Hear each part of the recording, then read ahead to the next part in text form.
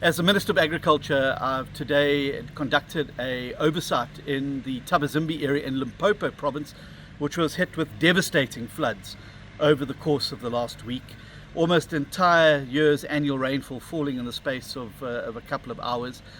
Huge flooding from the rivers here, and it's caused extensive damage to very valuable farmland here at the worst possible time, just as farmers were preparing to go and harvest the crops that they've tended over the last couple of months.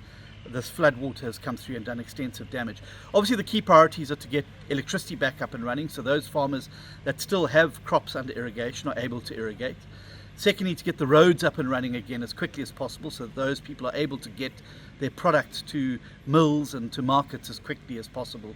But in the longer term, we're going to have to look at how we mitigate and protect our farming areas from very clearly the effects of climate change that are starting to have a huge impact on agriculture. We are going to have to look at things like raising dam walls, putting in place new dams and infrastructure to better manage these changing rainfall patterns, so we don't have this boom or bust phenomenon in the agricultural sector where people are wiped out in a year of flooding and then suffer the following year with drought.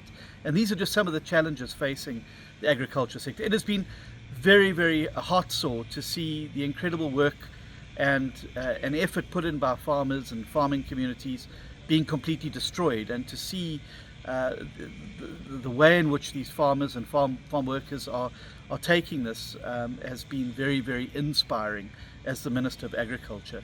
There are a lot of jobs on the line here as well, and that's an aspect that a lot of people recognize. As seasonal workers, as permanent workers that are now not going to have crops to harvest, and which means they're not going to be able to find work. So I think that the sooner we can have a state of disaster declared here by the province, the sooner we can get help in here from the various departments of government, I think the better it's going to be. But we can't just simply turn a blind eye to what's happened here. The devastation is massive and on a scale like nothing I've ever seen before.